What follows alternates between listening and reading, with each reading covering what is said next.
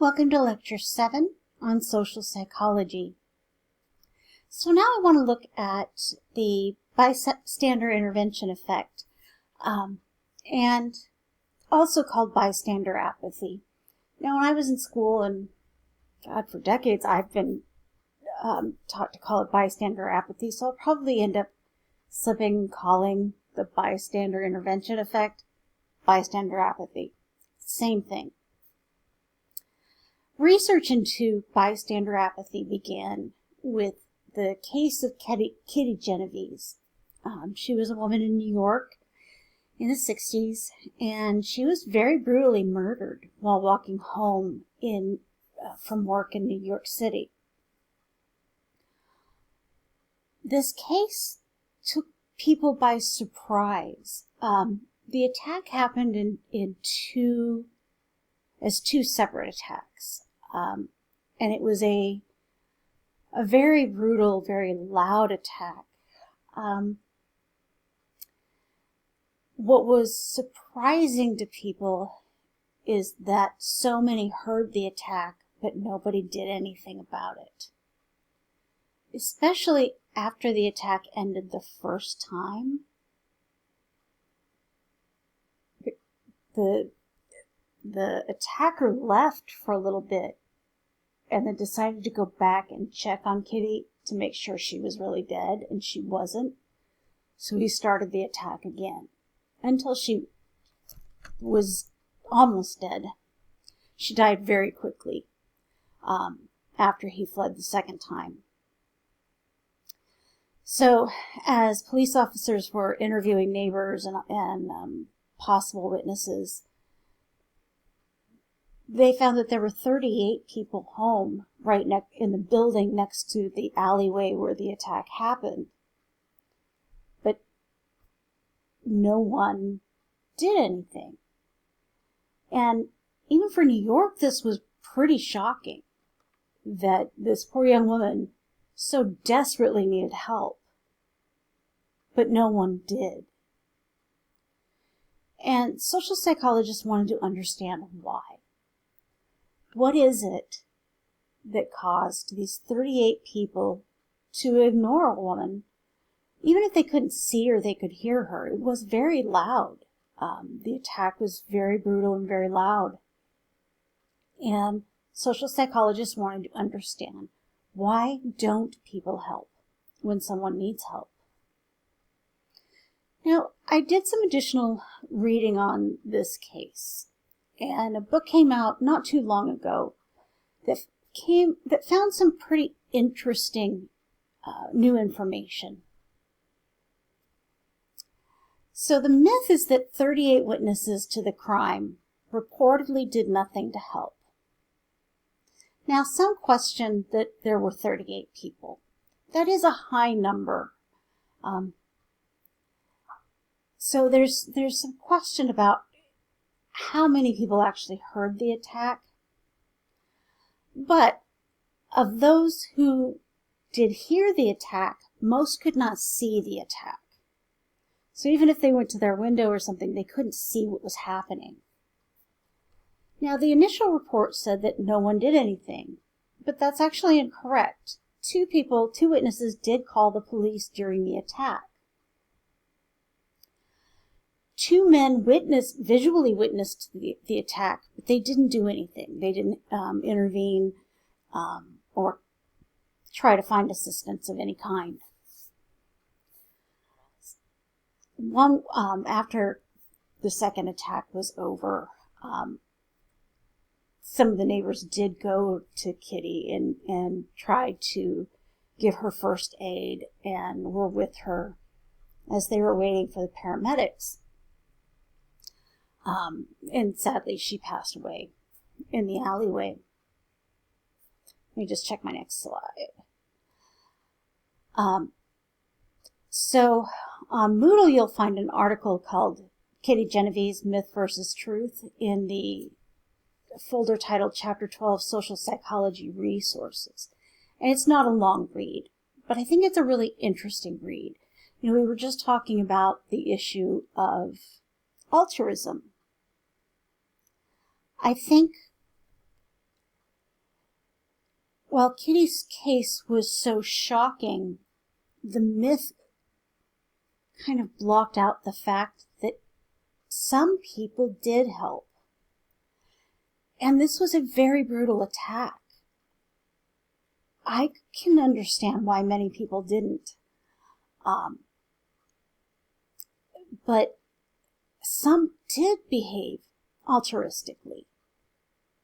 And I'm glad, I was relieved when I read that article that she wasn't alone when she died. I mean, this was horrible. But still, this is a large number of people who didn't really do anything. 2 called the police. And after the second attack, some did go to her and try to help her. But during the attack, there were those 2 who called the police, but no one else did anything, and that's still very shocking. But as research has been done on social psychology, the research shows that this isn't at all shocking. So this case inspired research about when and why we don't help other people. So, the bystander intervention effect is the failure to offer help by those who observe someone in need when other people are present, also called bystander apathy.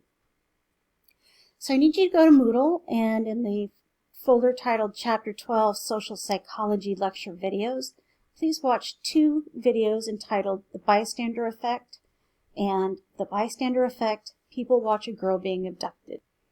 Welcome back. Those are interesting videos.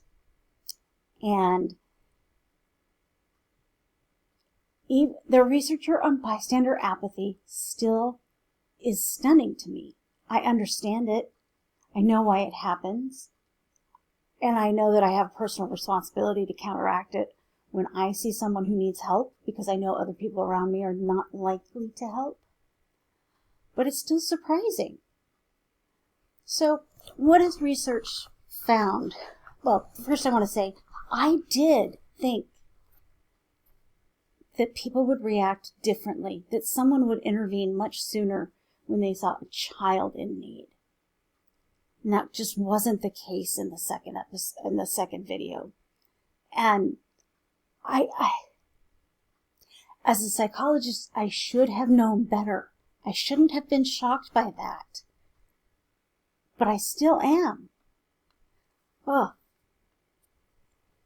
So researchers have done lots of research on this and they've done studies in which people were placed in situations that indicated they should seek help. And research indicates that there's 4 major reasons why people don't seek help. The diffusion of responsibility.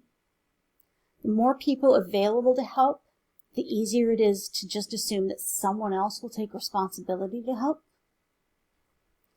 People fear making social blunders in ambiguous situations. We are afraid to kind of maybe embarrass ourselves or even maybe insult someone, interpreting their behavior as they need something when actually they're just fine. And so there is that kind of social embarrassment aspect that, we doubt ourselves. We doubt our ability to read whether or not someone actually needs assistance or not. People are less likely to help when they are anonymous and can remain so. It makes sense that you would give in to the diffusion of responsibility when no one's going to be able to link you to the event itself. And people do weigh the cost versus benefits of helping. So something I found interesting in that second video is that, so we do see the 2 gentlemen that do confront the alleged abductor. They did a great job. It was fascinating. They just kind of looked at each other and just went for him. I really found that amazing. But something the study organizer or whatever said was that, we we don't show this on the film, but there was an elderly woman a little bit away, and she was calling 911 to let them know that this was happening. And he said she didn't feel like she could physically intervene, but she was still engaging in a helping behavior. And I thought that that's a really interesting point, that not everybody helps the same way. There was a study I read in graduate school on personality and helping behaviors, and they did this with, I think, 7-year-olds. And they set up the study in which the teacher needed help. Like the teacher had faked having a medical, some kind of medical issue happen and needed emergency help. The extroverted children went to their teacher to help. The introverted children went to get other adults to help. I found that so interesting. So, this experiment isn't really an example of bystander apathy, but one of the issues with bystander apathy is that sometimes people are helping and we just can't see it because their method of helping isn't exactly overt. My partner John is 6'2", big guy. I'm 5'2". When you're in the neighborhood, and we were living near the university recently, we would hear women screaming sometimes. And usually it was just drunk party girls screaming. But John and I both know the research on bystander apathy, and so we take responsibility. We decide to check things out. He and I help differently, though. He's a big guy. He feels comfortable going outside and checking to see what's going on. And he tells me to stay inside, ready to call 911 if that's necessary. So I'm not physically comfortable, going out and trying to confront somebody into a situation that I think might be dangerous, but I don't know. He's very comfortable with that. So we each have our own way of helping. John's way of helping is just much more overt. It's more obvious to others. So, okay. So that ends the lecture on bystander apathy. Thanks so much.